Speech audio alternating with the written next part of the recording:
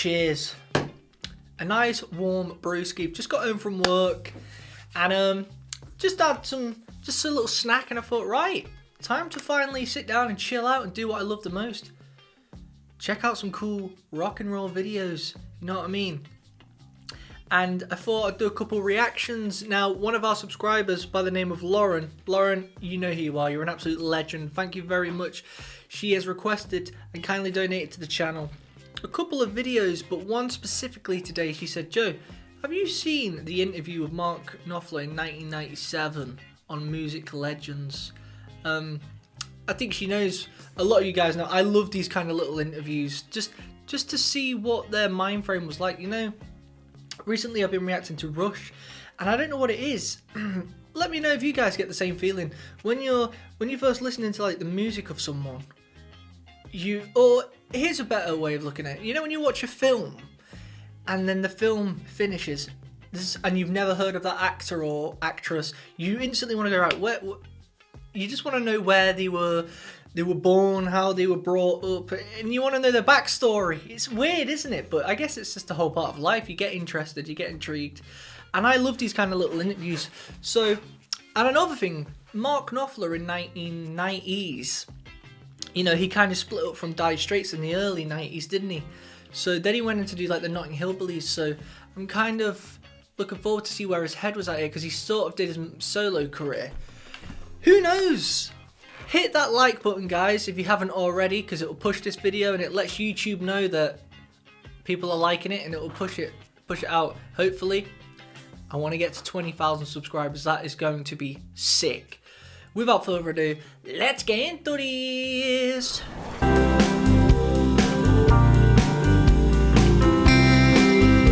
Here he is. You're watching Music Legends on NBC.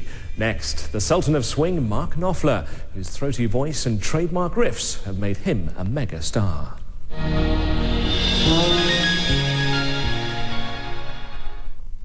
Influential guitarists of contemporary music, Mark Knopfler. Dire Straits formed in 1978 in a cramped South London pub against the background of the new punk movement. They found a niche and were clever in creating a band playing intimate rock music. Mark Knopfler's laconic vocals and fluid guitar style soon made him one of the most celebrated artists since Eric Clapton. From their debut single Sultans of Swing, Mark and the unassuming style of Dire Straits sold millions of records around the globe. Their Brothers in Arms album was the highest selling record of the 80s. No way. So let's meet the man who's improving with age. There has to be an element. Was it? Nah. Over Thriller? Did I misread what you just said? Let me see. What was the highest selling? The biggest selling?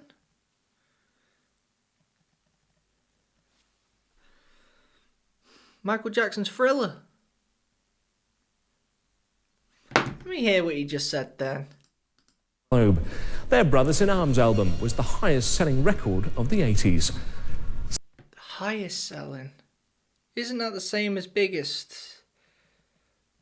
Maybe now, maybe in 97 it was, but now Thriller took over years later. Who knows? That's crazy. There's a couple. Thriller, Back in Black by AC/DC. No way, Back in Black. So let's meet the man who's improving with age. There has to be an element in you that refuses to grow up properly. Here he is. There's some sort of growing old disgracefully aspect of the whole thing.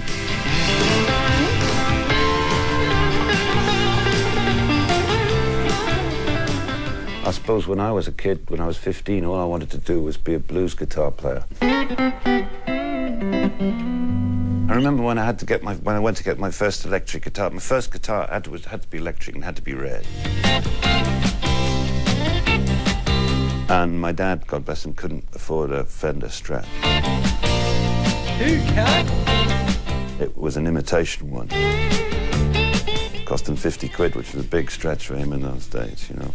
And the old guy who sold it to him just said to me as I was going out the shop, he said, "Stick at him." Brilliant advice, eh? A real genius. You get a shiver in the dark, it's raining in the park, but meantime. I think the only reason why I stuck at it was because I was obsessed, almost unhealthily so. A band is blowing Dixie, double fall time. Join the crew, Mark. Join the You crew. have to be slightly obsessed in order to do it.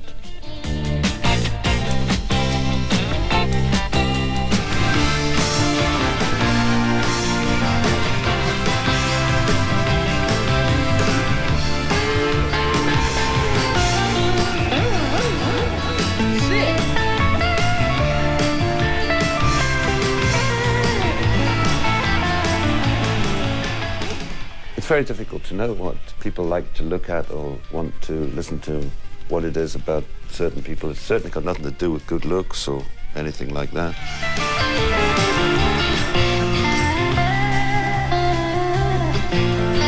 I think that's actually one reason I like Mark so much, because he was never trying to be cool. But personally, in my opinion, I think it kind of, now I know them, it looks cool, the fact that he's really not trying to be anyone. You know, there's so many bands at the time who were trying to look good. And yeah, some of them tried to look good, they were. But his whole thing was, I don't know about style. Listen, I sweat I've got to put a headband on. He had a receding hairline. Who cares? Pretty much, you either, as a man, you either recede or you go bald. Or you go grey, sorry. So, he never cared about that. And to me, it looks cooler that way, because it's just, the dude just, like he says, he's just obsessed with guitar. He doesn't care about anything else. And because he didn't care, somebody actually said he didn't want to be as big as he was. He just wanted to be a guitar player in a band, but he didn't want to go that big. If that's true, it just goes to show, isn't it? You can't hide away when you have such talent.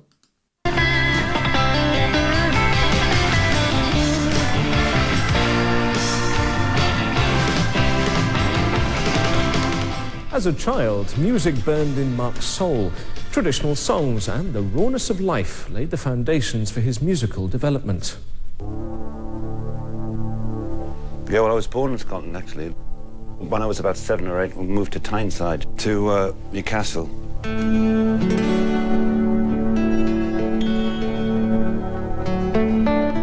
We used to sing songs like The Waters of Tyne and beautiful melodies, as well as all the Geordie songs of varying degrees of seductiveness. And I suppose what happens is that you start absorbing the Celtic music without realizing that you are. And it's actually more of an influence than you think. These mist-covered mountains It's in all this music. are a home now for me. But my home is the lowlands, and always will be. Bob Dylan's always been one of my biggest influences from when I was a little boy, and I had his first album, must have been about 11 years old. And I was fascinated by it and then by all his records subsequently. It's time to come away. This is what I was saying about he ran with it when he wrote songs like Sultans of Swing, and he knew what there is some part of him that would have been like, okay, these songs are really working, so I will. There's an element of, okay, let's try and earn a bit of money. You know what I mean? Of course, they all think that at the end of the day, it is a job. So these kind of songs are working. Let's work with them. But I think once he knew he had more than he could have ever wished for financially, he was like, no, you know what? Now it's time to really show what I really love. And that's why I think the Mark Knopfler all his albums are so Celtic related. And it's all on acoustic guitar, the majority of it. There's electrics there, but the foundation's all acoustic stuff. And I think,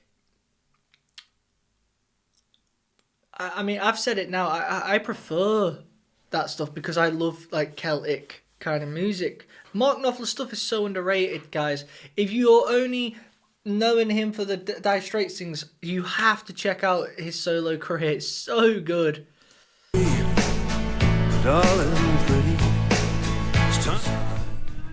It's just one of those things that's there, and big influence. I always felt that there was a kind of similarity. Maybe it's a reason why we relate is that we're both from northern towns and we both wanted to have rock and roll groups, but we couldn't do it.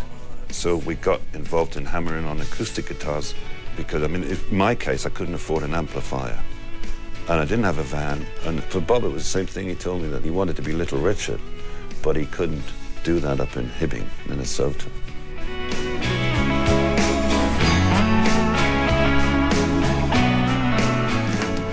I'd have loved to have been a musician full-time from day one, but it just never worked out that way.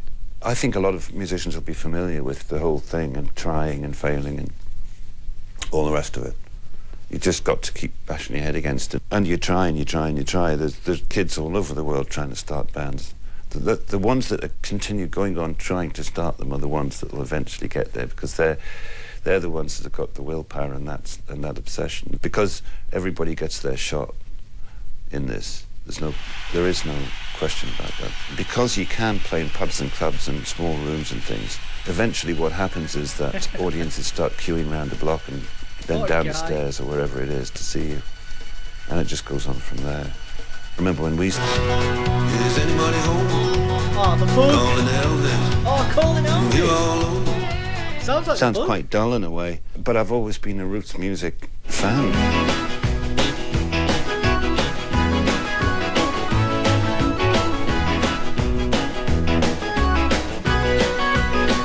In my teens in Newcastle, I started going to folk clubs and was exposed to a lot of more English folk music as well as American folk music. And it just really went on from there as a love affair with the music. I didn't even know that it was Britons playing American songs, some black, some white. I had no idea what it was. All I knew was that I liked it. Way down Louisiana, there's a hurricane coming. The little boy climbed the stairs, and all on the levee, all the people come running, and the little boy sang his prayer. And the sleepy little lad smiling, but his daddy, and he's asking for his G.I. Joe. And daddy took him in with a kiss upon the chin and said, my little one, I love you so. Daddy. The reason that I go to Nashville to record is not to record country music. In fact, if you were to play me the country top 20 now, I don't think I'd like one record. All the top 50 come to that. Nashville has gone from bad to worse, but it's still got gold nuggets all over the place. That song you're hearing right then, kind of like on the edge of like Walk of Life, that kind of song. It's a great song. I forget what the name of it was, but I've reacted to it. It's so good. What he's saying there. So even I actually reacted recently to a Chris Rea song, which may or not be out at the moment, but I think it will be. It's Mississippi by Chris Rea. And I was asking the question for those people who might live across the pond in America, what's the music scene like? And, you know, is it anything like... I didn't ask the question what it was like 30 years ago as opposed to now. I wanted to know what it was like today, because the music scene in England's just dire. No pun intended, but it really is in its dire straits. It's just not like I imagine it would have been in the 60s when the Beatles were thriving and you know, the Rolling Stones. You get all these pubs, and I wanted to know what it was like in America, but he's just said then it's nothing like it was. It's bad to worse, so it's scary. Not to mention the charts are getting worse, the genres are getting worse. But I think it always goes full circle. It always comes back around to the guitar or the piano and singing. You don't get better than that, I'm afraid. You could do as many DJ stuff as you like, but when it comes down to the nitty-gritty, it's all about that instrument. A physical, tangible instrument, isn't it? Isn't it? Don't get out of bed. Don't you let bedbugs bite. It's still true of Nashville that people play together. In fact, they're always getting together, knocking songs together. That's part of the system there. People say, instead of we must have dinner sometime, it's we must ride sometime. People say that to you. Guys, if you like it, hit that like button. I always forget With the to say, song Money for Nothing, subscribe Mark if took a you cynical jab at himself and the music industry by looking at his glamorous life from a working class point of view. But just how important is working to him? I think work is so important to the growth of a personality, the growth of a person. Which is why unemployment is such a worrisome and difficult thing to cope with. It's difficult to feel good about yourself when you are unemployed. It forms your personality and your attitude towards people who won't work, or your attitude towards people who have got an attitude about work. And then a lot of work is unpleasant. I'm glad that I've been through a lot of the things that I've been through for as long as I've been through them. I'm glad of the experiences that I've had. Except that a lot of it's been done the hard way, the blood and bullets way. I agree 100%. There is a huge difference. If you see, like, nowadays, all these people, these kids, 16, 17, 18, just streaming every day and just make the money they're making, £20,000 a day, and it's insanity. And then you got, you know, people who have really worked for it, like Duncan Bannatyne. Have you heard of Duncan Bannatyne? He did it loads in his life. He was trying to become an ice cream van. He went about it that way, you know, turf wars and all kinds. Was in the Navy, I believe. And then it wasn't until like 40 when his life changed and he finally did it. Ricky Gervais, working in all kinds of different jobs his whole life, trying to do music, didn't work out. Ended up trying to, he come with The Office, him and his sidekick, what's his face, Steve Merchant, made The Office, and now look where he is. It took him till he was 39. So many people. And Mark Knopfler, he was like 29, 28 when Dire Straits took off. So you got all those years where you really worked 9 to 5s and you didn't want to go, and you was tired to go to do the gig after work, but you still went and did it because that's where your true passion lies. That, it makes you into a different person. So I think when you do finally make your dreams happen, you're humble about it. Maybe not humble, that's the wrong. You are humble about it, but you're better for it because you've experienced everything, and you're more, what would the word be? Just like, you're a better person. It doesn't get to your head. In fact, I would ask any of you to let me know if someone did, like an example of someone who struggled, finally made it, and then was still a swine. Because I don't know of anyone who has ever done that. But either way, there's a lot fewer than the people who are just making it overnight like that at the age of 18, and it's just like, what the hell? You gotta worship. I think I would always prefer to be in my shoes I'm in now. I'm trying my best. I still have a 9 to 5. I would love eventually to do music gigs. Like I say, I love to react to music. This is what not just music. I like to react to things, but also not just reactions. You know, I want to genuinely do music, do gigs up and down the UK. It sounds far-fetched, but that's what I want to do. And I've worked in so many different places where I don't want to go. And I know it'll be so much more fulfilling when I do make my dream come true. Because I will. You have to have the confidence to do it. And say it, even if people think you're an idiot for it. But that's what I really like about Mark.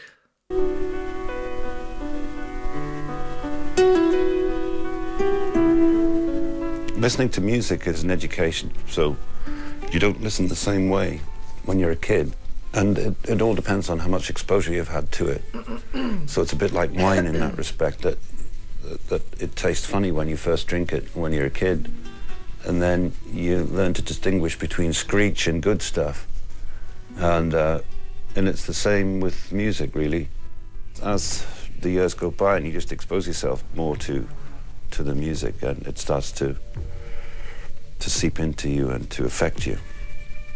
And that's really, it's a kind of growth just from time spent doing it and from listening to it.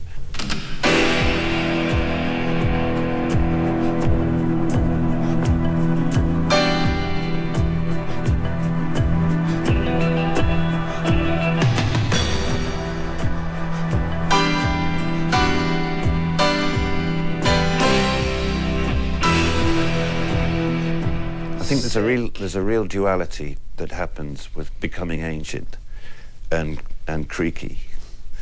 And one of them is that you can become this boring, cynical person who feels that things aren't going to turn out too well. But the other thing is a kind of hope that seems to spring up from time to time.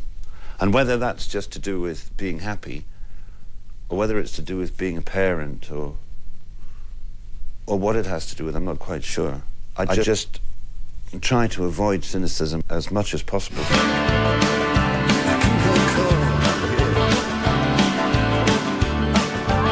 Guys,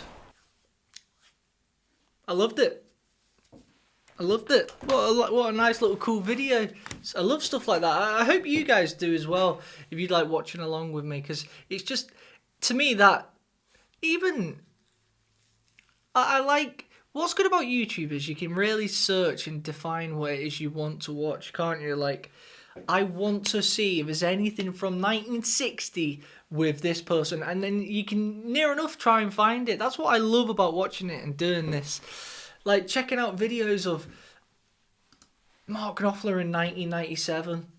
It's so sick. Like, I always say, people take it for granted, cameras. That's why I always video myself and my brothers when we were going out with vlogging and stuff, because it's cool to look back on and go, check what we was doing then. It's just fun. But anyway, if you guys have liked this video, let me know what else you think I could check out by Mark Knopfler. It doesn't have to be a song, it could be a documentary, it could be a video, it could be anything. This was cool. Until next time, hit that like button, guys. Peace out. Blue, RAYGO blue, RAYGO blue, yeah, RAYGO blue. Welcome to my Patreon.